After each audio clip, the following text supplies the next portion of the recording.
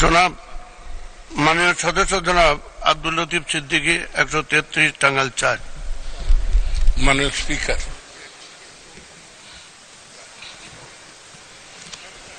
জনাব মাননীয় সংসদ সদস্য জনাব মুজিবুল হক চুন্নু যে বিষয়টি নিয়ে আপত্তি তুলেছেন,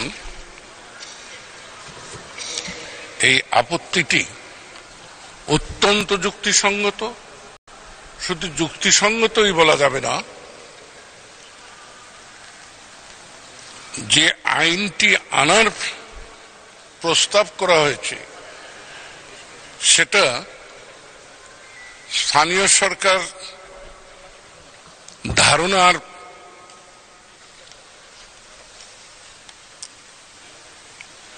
নস্যাৎ করাই শুধু নয়, আসলে স্থানীয় সরকার ব্যবস্থাটি কোনোদিনই আমরা কার্যকর করিনি, করতে দেইনি।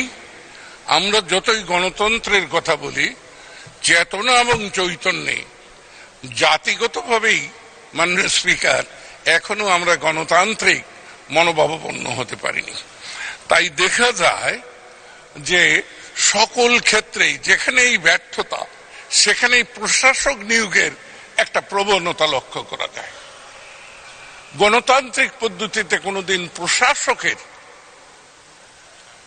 নিয়োগের প্রশ্ন অবান্তর নয়, গণতন্ত্র বিরোধী চেতনা। আমরা বাঙালি জাতীয়তাবাদী আন্দোলনের নায়ক, গণতন্ত্রের পূজারী বঙ্গবন্ধু শেখ মুজিবকে বারবার উচ্চারণ করি। এই উচ্চারণ আমার মাঝে মধ্যে মনে হয় যে শুধুমাত্র জিহ্বার থেকে উচ্চারিত হয়, অন্তরে অন্য কিছু বিবেচনা বোধ থাকে। আমি মাননীয় স্পিকার অনুরোধ করব যে মাননীয় মন্ত্রী তার প্রস্তাবিত এই আইনটি প্রত্যাহার করে গণতন্ত্রের প্রতি তার আস্থা পুনর্ব্যক্ত করবেন এবং এই সংসদের নেতা প্রতি শ্রদ্ধা জানাবেন। কারণ আমরা মনে করি এই সংসদের নেতা নির্বাচিত হয়েছেন জনগণের আশা আকাঙ্ক্ষার প্রতিফলন ঘটাতে।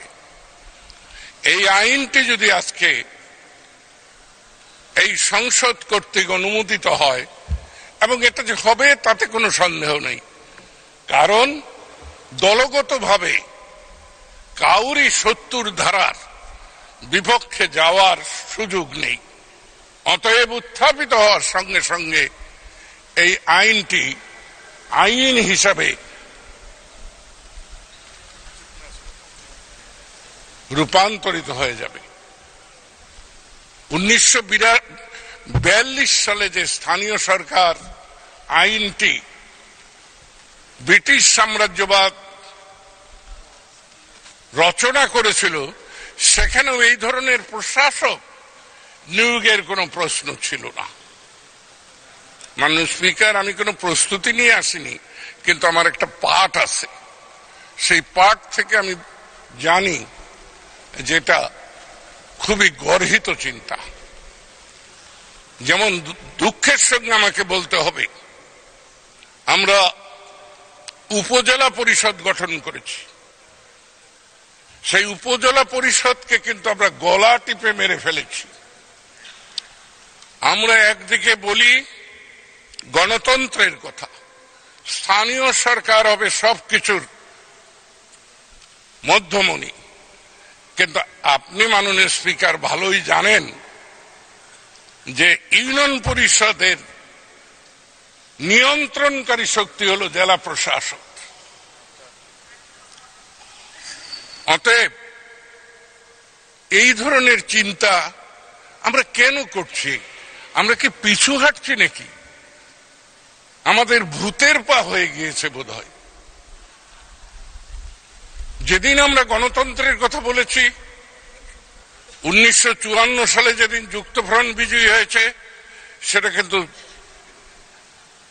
গণতান্ত্রিক পদ্ধতিতে জনগণের ভোটে।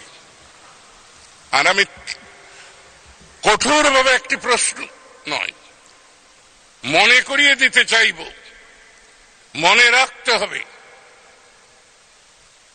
যতবার আওয়ামী লীগ রাষ্ট্র ক্ষমতায় এসেছে কোন অস্ত্রের ঝনঝনানিতে নয়,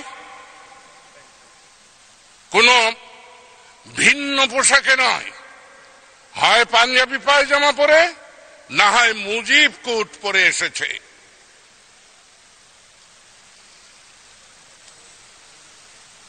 কিন্তু আজকে আমরা কোথায় যাচ্ছি,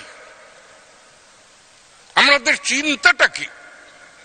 আমি জানি মাননীয় স্পিকার, এই আইনগুলো কিভাবে তৈরি হয়। মাননীয় স্পিকার, আজকে এই সংসদে আর কেউ উপস্থিত নেই। 1970-এর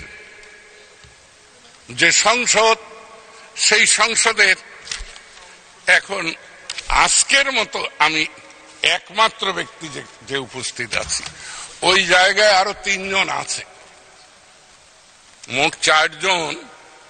মাননীয় সংসদ সদস্য জনাব আমির হোসেন আমু, মাননীয় সংসদ সদস্য রাজি উদ্দিন আহমেদ এবং মাননীয় সংসদ সদস্য তোফায়েল আহমদ, এবং আমি এই একেবারেই নিকৃষ্ট নিম্নমানের লোকটি। এই 4 জন এখনো এই সংসদে আছে। তাই এই সংসদে অনেক কিছু আমার দেখার দুর্ভাগ্য হয়েছে। আমরা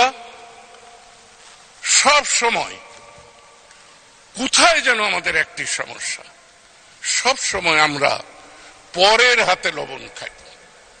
আমার অভিজ্ঞতা, এই আইন কোন সংসদ সদস্য রচনা করে না। এই আইন রচনা করার জন্য আইন মন্ত্রণালয়ে বা বিভিন্ন মন্ত্রণালয়ে একটি করে কোষ আছে। সেই কোষের কর্ণধাররা হলেন আমলা। সেই আমলাদের মস্তিষ্ক থেকে যে আইন প্রণয়ন হয়, সে আইন জনস্বার্থে কোনোদিন আসতে পারে না। কারণ আমাদের যে শিক্ষা ব্যবস্থা, শিক্ষা পদ্ধতি, শিক্ষার যে ধারা, শিক্ষার যে ধারণা, সেই ধারণাটি ইংরেজ কর্তৃক। সেই ইংরেজরা শিখিয়েছিল ইংরেজিতে স্বপ্ন দেখতে হবে, ইংরেজিতে ঘুমাতে হবে, ইংরেজিতে খেতে হবে। তারই ধারাবাহিকতায় 47-71 যতই স্বাধীনতা পায়, মাননীয় সদস্য, মাননীয় স্পিকার, আমি জানি আপনার সময় এবং গণতন্ত্রের কথা বলতে গেলে মাননীয় স্পিকার এই সংসদের সময়ের অভাব হয়। কিন্তু মাননীয় স্পিকার, কোটি কোটি টাকা, হাজার হাজার কোটি টাকা, কিছুক্ষণ আগে মুজিবুল হক মাননীয় সদস্য বলেছেন, না জনাব আনিসুল ইসলাম মাহমুদ বলেছেন 84,000 কোটি টাকা ঋণ খেলাপি। তখন অর্থের অপচয় হয় না। কোন মাননীয় সংসদ সদস্য যদি একটু সময় বেশি চায়, তখন সময়ের অভাব হয়। মাননীয় স্পিকার, এই সংসদে জাতির চেতনার কথা, জাতির স্বার্থের কথা, জাতির ভবিষ্যতের কথা আলোচনা হবে। সেখানে যে বলতে পারে তাকে বলতে দিন। যাদের গলায় বর্ষি লাগানো আছে তারা কথা বলবে না। আমিও বলিনি, 60 বছর মাননীয় স্পিকার বলিনি। আজকে আমার গলার থেকে আপনারাই বর্ষিটা খুলে নিয়েছেন। তাই আমি যতক্ষণ আছি, আপনি যতই বাধা দেন, আমি কথা বলতে চেষ্টা করব। আবার আপনার আদেশ, আপনি যখন বন্ধ করে দেবেন লাল বাতি, আমি বসে পড়ব। কিন্তু মাননীয় স্পিকার, বিনীতভাবে বলবো, আমাকে বলতে দিন। সময় নষ্ট হচ্ছে না, জাতির কত সময় নষ্ট হয়েছে। আপনি আমাকে সময়ের কথা বলছেন। আমার জীবনের 14টি বছর আমি কারাগারে কাটিয়েছি এই জাতির জন্য। আমার জীবন এবং যৌবন, আমার সুন্দরী সহধর্মী নিকে সাথে নিয়ে আমি 7 বছর প্রবাসে কাটিয়েছি। মাননীয় স্পিকার, আপনার আজকে সময়ের সংকট দেখা দিয়েছে, জাতি এখন সংকটে রয়েছে। মুজিবুল হক বলছিল বিদ্যুতের কথা, যে যত কথাই বলুক আমি কাউকে বলবো না যে আপনি আমার এলাকায় আসুন, দেখুন বিদ্যুতের কি সংকট। মাননীয় মন্ত্রী যে কোনো এলাকায় যাবে, সেখানে বিদ্যুৎ যায় না, ওটা ভালো করে বুঝে। তাই আমি আমার জায়গায় যদি ফিরে আসতে দেন বলেন, না হলে বসে পড়ি। মাননীয় স্পিকার, বসে পড়বো?